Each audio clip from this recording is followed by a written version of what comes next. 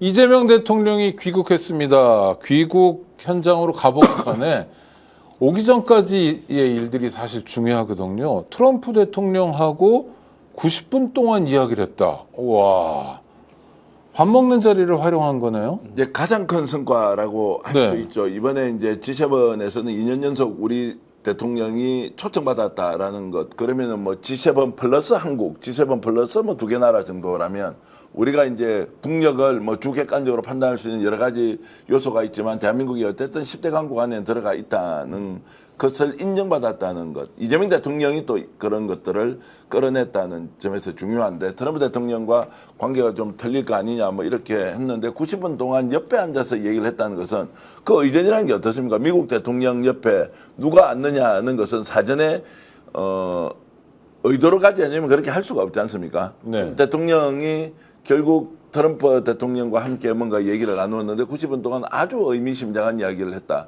그 첫 번째 저는 드는 생각이 한미 관계가 문제없다는 것은 지금까지 알고 있었는데 거기에 대한 확인 뭐 이것은 1등 뉴스는 아닌 것 같아요. 하도 뭐 이재명 대통령이 트럼프가 떨어졌다 어떻게 됐다라고 욕하는 자들을 우리는 믿지 않았기 때문에 중요한 것은 트럼프 대통령이 이란 전쟁을 이제 마무리하면서 결국 북미 관계, 한반도 문제 그리고 미중 관계, 미러 관계 이런 쪽으로 옮겨오는 상황에서 대한민국 역할이 무엇인가에 대한 것.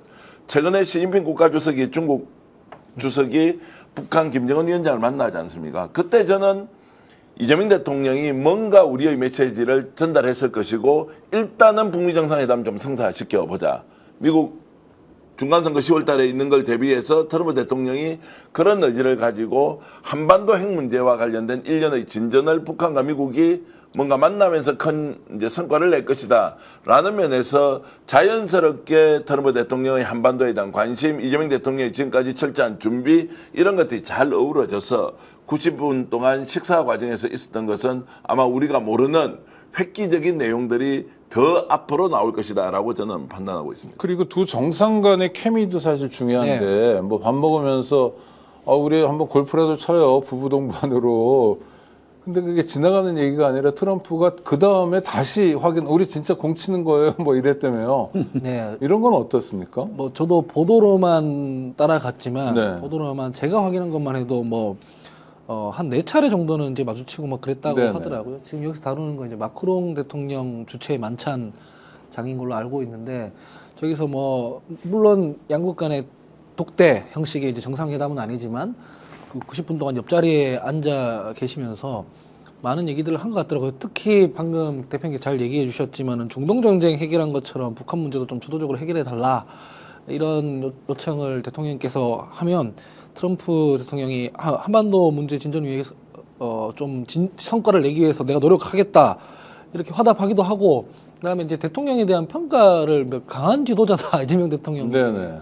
그런 평가도 했다고 하더라고요. 그래서 뭔가 국내에서는 이제 극우 세력이 특히 항상 한미동맹의 균열이 나 있다, 한미동맹이 엉망이다 이런 식으로 흔들려고 하는 것 같은데 그럴 때마다 이런 성과를 내면서 그런 것들을 목소리를 다 잠재우는 그런 거가 아닌가 싶고요. 실제로는 이 G7 관련해서는 미국도 미국이지만 대유럽 외교에 대해서 상당한 성과를 냈었거든요. 근데 제가 좀 아쉬운 건 이따 또 얘기할 테지만 보통 대통령이 순방 나가서 저런 성과를 얘기할 때는 국내 정치인은 다 뮤트를 해주는 게 예의입니다, 사실은. 네네. 여당만 그렇게 하는 게 아니라 야당도 그렇게 보통 해왔어요, 관례적으로. 근데 이번에는 여당, 야당 전부 다 시끄럽게 해서 대통령이 순방 나가서 뭘 했는지에 대한 거는 주목을 잘 못 받았거든요, 순방 기간 동안. 한 얘기라고는 뭐 당대표가 거기 그 송환 가느냐 마느냐 이런 것만 주목이 되고 그런 것들은 좀 아쉬운 포인트다, 이렇게 생각합니다. 언론 환경이 이제 그렇게 돼 버렸죠. 지금은 이재명 대통령이 실제 선거 내지만 지방선거에 이제 패배하면서 뭐 그러니까 원하는 이제 일단 성공을 거두지 못하면서 언론의 관심도 그렇게 돼 있고 특히나 이제 민주당 진영 내에서 이재명 대통령을 비판하거나 공격하는 강도 그리고 내용 뭐 이런 것들이 너무나도 지금 많이 난무하고 있지 않습니까? 이제 이런 상황에서 대통령은 해외에서 굉장히 불편했을 테고 국내 언론은 역시나 지금 뭐 유튜버 채널 일부를 제외하고는 이재명 대통령을 열렬히 응원하고 또는 냉정하고 객관적으로 보도해주고 이런 게 저는 여전히 과거의 지금 관행에 막혀 있다고 생각을 하죠. 이제 그러면서 대통령이 실제로 이뤄놓은 성과를 국내에서 국민들에게 충분히 알려야 하는데 여당도 그 역할을 못했고 언론은 몰래 안 해주는 것이고 뭐 이런 것들이 매우 안타깝다는 말씀드립니다. 근데 저는 지도자 간의 케미가 자꾸 보이는 게 트럼프 대통령이 서명용 펜을 이재명 대통령에게 선물했다는 건 지난번 에이펙 때 와가지고 펜 네. 선물 받은 게 기분 좋고 내 마음속에 있고 당신은 내 마음속에 베스트 프렌드야 뭐 이렇게 보여요.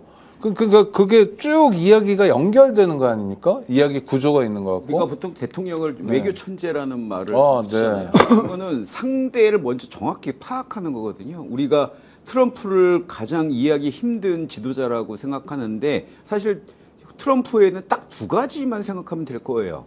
첫 번째 자기가 왕이다. 그러니까 자기 생일날 저 로마 황제처럼 콜로세움에서 검투사 대결을 시키는 거 아니겠어요? 자기가 왕이다라는 생각하고 또 한 가지는 철저하게 비즈니스맨입니다.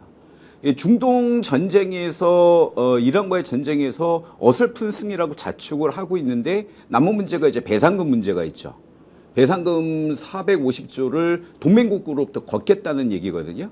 그런데 또 한 가지는 11월 중간평가에 앞서서 본인이 김정은과의 산책 사진을 올렸어요. 네, 그래서 그랬죠. 김정은과의 문제를 해결해서 자기 중간선거에 유리한 국면을 가져오고 싶어하는 게 분명히 보이거든요. 아마 지난번에 중국 갔을 때 시진핑한테 김정은한테 정확히 나의 메시지를 전달해라. 만나자라는 얘기를 했을 것 같아요. 그러면은 이러한 트럼프의 내용을 정확하게 알고 이재명 대통령이 첫날 만찬 전에 잠깐 만나서 악수를 청할 때 중동 전쟁, 이란 전쟁의 성과를 종전을 축하한다는 말을 던졌잖아요. 그것도 역시 정확하게 트럼프를 꿰뚫고 한 말이다라는 생각이 들고요. 앞으로 그 북한, 그러니까 저는 이렇게 생각하거든요. 북한의 문제, 교황을 만나서도 트럼프를 만나서도 북한과의 관련된 얘기를 많이 했다는 거는 지금 우리가 지금 자본시장법 많은 그 개정을 통해서 주가 상승에 큰 동력을 가져왔잖아요. 그럼 남아있는 우리나라 자본시장이 더 커지는데 악영향을 줄 수 있는 요소는 뭐냐? 북한밖에 없거든요.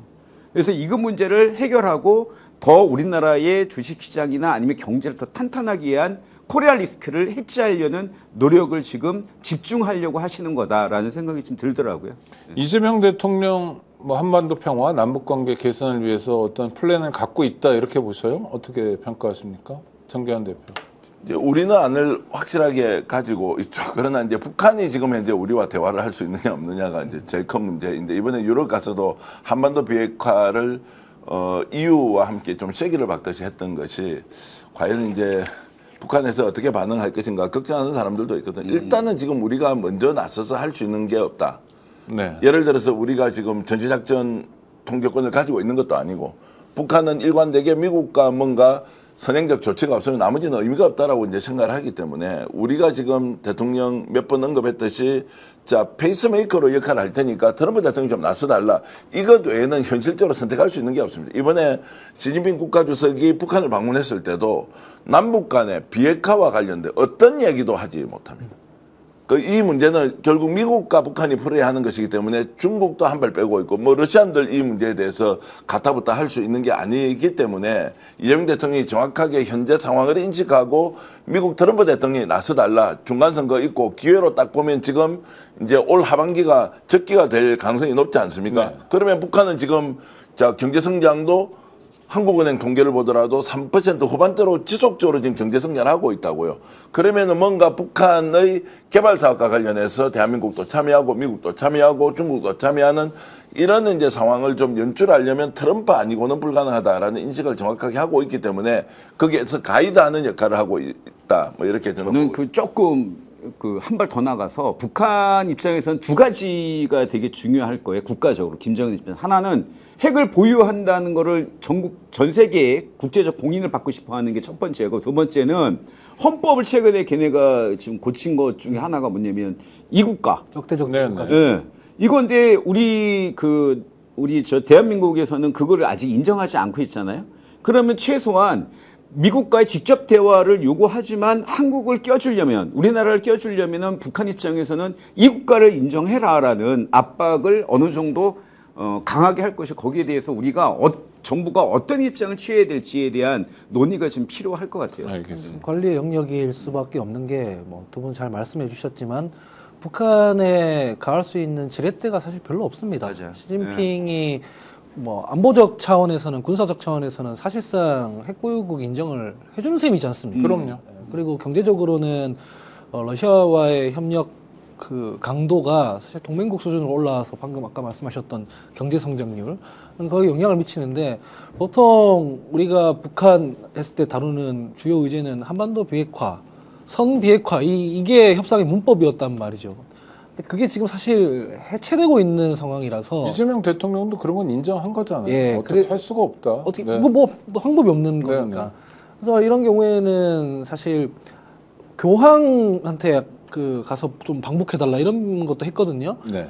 어쨌든 이데올로기적으로는 평화라는 부분을 계속 깔고 가야 되니 그런 식의 원론적인 노력을 하는 그 외에는 지금 현재로서 물리적으로는 사실 마땅한 방법이 없는 상황 아닙니까? 네. 그래도 꾸준히 노력하다 보면 길이 열릴 거고요. 네. 뭐 그런 기대를 가져봅니다.